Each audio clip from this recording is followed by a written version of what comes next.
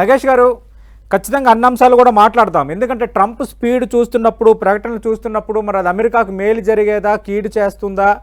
ఎందుకంటే దౌత్యపరంగా ఒక స్ట్రాటజీని నెరపటం అనేది, అలాగే అంతర్జాతీయ సంబంధాలు, ఇవన్నీ కూడా ఒక బిగ్ సైన్స్, ఒక బిగ్ సబ్జెక్ట్ అది. కానీ ట్రంప్ చాలా స్పీడ్గా ఏం కాదన్నట్టుగా ఆయన చేస్తున్న ప్రకటనలు కానీ, తీసుకుంటున్న నిర్ణయాలు కానీ మనకు కనిపిస్తున్నాయి. అవన్నీ మాట్లాడే ముందు ప్రైమ్ మినిస్టర్ మోడీ అలాగే ట్రంప్ భేటీ నేపథ్యం సంబంధించి ఒక పాజిటివ్ మూవ్ ఉందని అనుకోవాలా?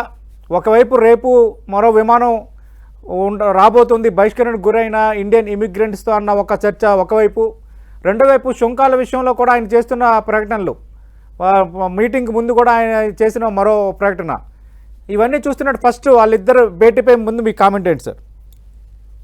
ఇప్పుడు వాళ్ళ ఇద్దరు భేటీ ఏమిటంటే మన ఇద్దరికి, ఇండియాకి అమెరికాకి ఉన్న సత్సంబంధాలని ఇంకో అడుగు ముందుకు తీసుకుపోయి. అయితే ఇప్పుడు ఏమిటంటే మనకి అనిపించవచ్చు ఇది ఎందుకు అంటున్నారు అనేది. ఎందుకంటే ఇన్ని ఒక ట్రంప్ ఒక డెసిషన్ తీసుకున్నారు, ఒక స్టాండ్ తీసుకున్నారు. డెసిషన్ కాదు, స్టాండ్. రెసిప్రోకల్ టారిఫ్స్ అనేది, మీరు ఎంత టారిఫ్స్ వేస్తారో మేము అంత టారిఫ్స్ వేస్తామని. టారిఫ్ పే టారిఫ్ అనేది ఇవాళ న్యూస్ పేపర్ హెడ్లైన్ అనమాట. సో అదేమిటంటే ఫ్రెండ్స్ కి వేస్తున్నాడు టారిఫ్, ఫ్రెండ్స్ కాని వాళ్ళకి కూడా వేస్తున్నారు. అది ఫ్రెండ్స్ ఎవరు? కెనడా మీద హెవీ టారిఫ్స్ వేశాడు. మెక్సికో పక్కన ఉన్న దేశం, మెక్సికో మీద కూడా అదే టారిఫ్స్ వేశాడు. So India is an important ally in the for defense in the Pacific region. So ఎవరిని ఈ విషయంలో ఆయన వదిలిపెట్టడం లేదు. సో ఆ విషయంలో ఏంటంటే ఒక మనం పెద్దగా బాధపడక్కర్లేదు. రెండోది ఇల్లీగల్ ఇమిగ్రెంట్స్. రెండో విషయం, ఇల్లీగల్ ఇమిగ్రెంట్స్ గురించి ఇండియా స్పష్టంగా ఉంది. ఏమిటంటే ఇది స్టూడెంట్స్ ఇక్కడ ఉద్యోగాలు లేకపోతే ఇక్కడ బెటర్ లైఫ్ అమెరికాలో కోసం కానీ వెళ్ళిపోతున్నారు. వాళ్ళు చేస్తుంది తప్పే. ఎందుకైతే అమెరికన్ లాస్ వాళ్ళకి వర్తిస్తాయి.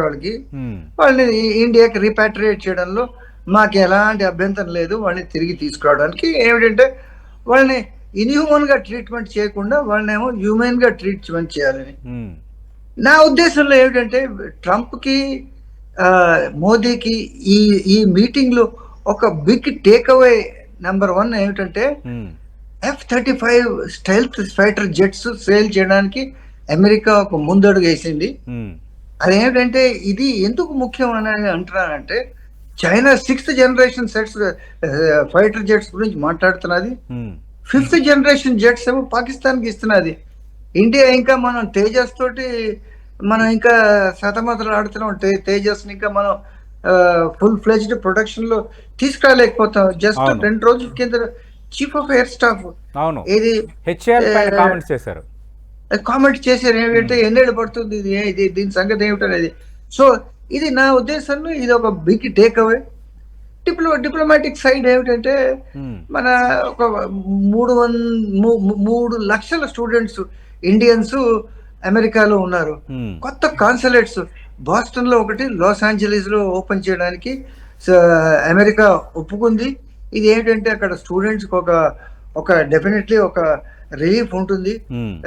దూరం ప్రయాణం చేయక్కర్లేదు. పాస్పోర్ట్లకు కానీ మిగతా ఏది డిప్లొమాటిక్ రిలేటెడ్ ఇష్యూస్ లో కానీ.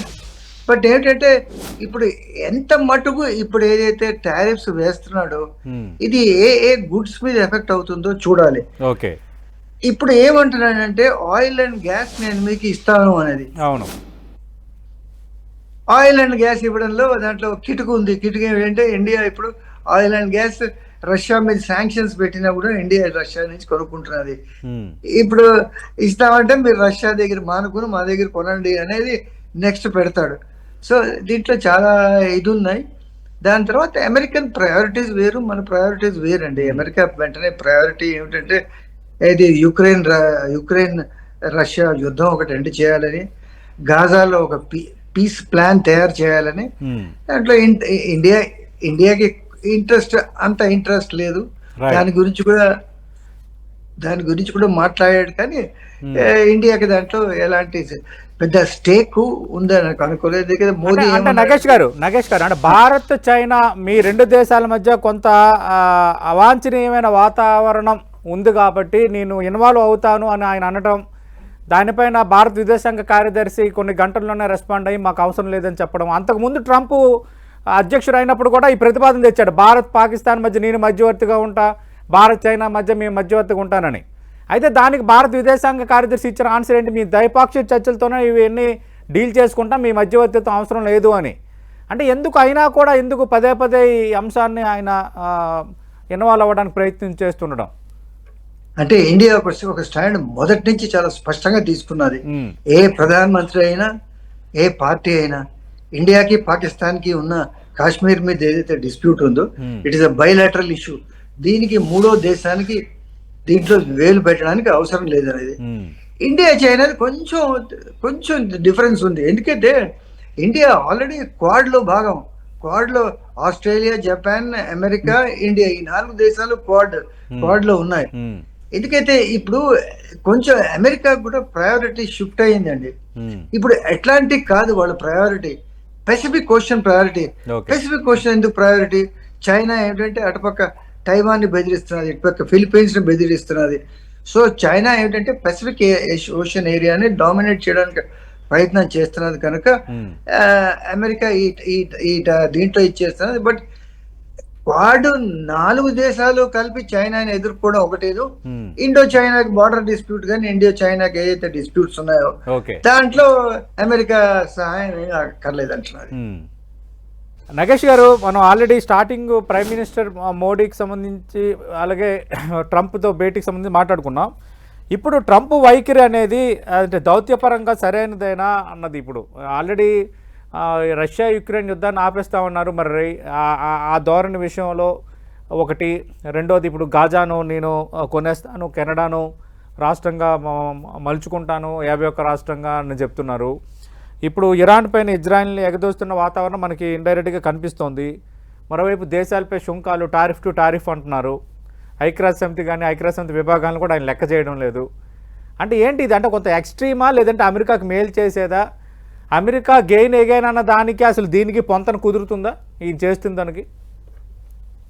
అంటే అతను కొంచెం తొందరలో ఉన్నాడు. సెకండ్ టర్మ్, ఆఖరి టర్మ్. అందుకు ఈ టర్మ్ లో నేను ఏదో సాధించాలనేది, ఈ సాధించాలో ముఖ్యమైన ఆయన ఉద్దేశం ఏంటంటే వరల్డ్ లో ఒక పీస్ మేకర్. ఆల్రెడీ అతను అసలు ఈ రష్యా యుక్రెయిన్ కి శాంతి దూతగా అప్పుడే ముందుకు వచ్చేస్తున్నాడు అతను. ఎట్లాగా పుతిన్ తో మాట్లాడాడు, పుతిన్ కూడా సుముఖంగానే స్పందించినట్టున్నాడు. అదే కాకుండా ఈయన యుక్రెయిన్ కి మాట్లాడాడు, ట్రంప్ బయట పెట్టాడు, కానీ ఇప్పటి వరకు పుతిన్ బయట పెట్టలేదు. ఇతనితో ఇదే వచ్చిన సమస్య ఏంటంటే మేమిద్దరం మాట్లాడుకున్నాం అని తన వర్షన్ చెప్తాడు, అవతల వర్షన్ రాదు. సో బట్ ఏమిటంటే ఇతను ఎంత దూకుడుగా వ్యవహరిస్తున్నాడంటే ఈ టాక్స్ కూడా ఎక్కడ జరుగుతాయంటే సౌదీ అరేబియాలో జరుగుతున్నాయి, అది కూడా అనౌన్స్ చేశాడు. సౌదీ అరేబియా దగ్గర నుంచి ఏమీ ఇప్పటిదాకా స్పందన రాలేదు. బట్ అదొకటి. రెండోది దూకుడు ఏ స్థాయికి పోతున్నదంటే అసలు మనం ఊహించలేని స్థాయికి పోతున్నది. ఇప్పుడు గాజా మొత్తం అంతా ఇజ్రాయెల్ ధ్వంసం చేసేసి ఈ 2 సంవత్సరాలు బాంబింగ్ చేసి సో ఇప్పుడు ఏమంటున్నాడు, గాజా నుంచి వీళ్ళందరూ ఎవరైతే పాలస్తీనియన్స్ ఉన్నారో వీళ్ళని ఈజిప్టు, సిరియా, జోర్డన్ వాళ్ళు తీసుకోవాలి. నేను ఇప్పుడు ఈ గాజా ఏరియాని ఒక రివేరా అంటారు, రివేరా అంటే ఒక స్వర్గం లాంటి ఏరియాని నేను డెవలప్ చేస్తాను అనేది అంటున్నాడు. సో అతనికి ఏంటంటే చాలా గ్రాండ్ ప్లాన్స్ ఉన్నాయి. దీనికి ఎంత మట్టుకు సహకరిస్తారు? ఇప్పుడు Gulf of Mexico, Gulf of America చేశారు. కెనడానేమో ఇప్పుడు 51st state of United states. Of course అది ఆసియా అన్నాడు అనుకోండి, దాంట్లో ఏం లేదు. బట్ ఏమిటంటే ప్రపంచంలో ఒక మార్పు తీసుకురావాలి, అది కూడా తొందరగా తీసుకురావాలి. మనం మర్చిపోవలసిన విషయం ఏమిటంటే ఇప్పటికి ఇంకా జస్ట్ 3 వారాలే అయింది ట్రంప్ అధ్యక్షుడిగా అయి. ఇంత తక్కువ సమయంలోనే ఎంతమంది మార్పులు తీసుకొస్తున్నాడు. బట్ నేను ఏమంటున్నానంటే మన మోదీ పర్స్పెక్టివ్ తోటి చూడాలి, ట్రంప్ పర్స్పెక్టివ్ తో చూడడం అనేది వేరే విషయం. అది మేక్ అమెరికా గ్రేట్ అగైన్ అని ఒకవేళ ట్రంప్ అంటే మోదీ కూడా ఏమంటారు, మేక్ ఇండియా గ్రేట్ అగైన్.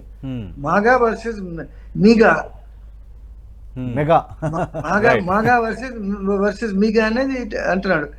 దీనికి మీగా కావాలంటే మనం మన మనం మన ఎక్స్పోర్ట్స్ పెంచుకోవాలనేది. ఇప్పుడు దీంట్లో ఇంకో గుడ్ దీంట్లో ఏమిటంటే ఈ ట్రేడ్ డెఫిసిట్ ఇప్పుడు ఇండియాకి అమెరికాకి $100 బిలియన్ ఉంది. అంటే ఇండియా $100 బిలియన్ ఎక్కువ ఎక్స్పోర్ట్ చేస్తున్నది అమెరికా మనకి ఎక్స్పోర్ట్ చేసిన దానికన్నాను. బట్ ఈ ట్రేడ్ డెఫిసిట్ ని బ్రిడ్జ్ చేయడం కాకుండాను ఈ నాయకులు ఇద్దరు అనుకున్నారంటే 2030కి మనం మన ఎక్స్పోర్ట్స్ $500 బిలియన్ $500 బిలియన్ కావాలి. అది ఒక మంచి పరిణామం నేను అనుకోవడం, ముందుకెళ్తే బాగుంటుంది అనేది. రైట్.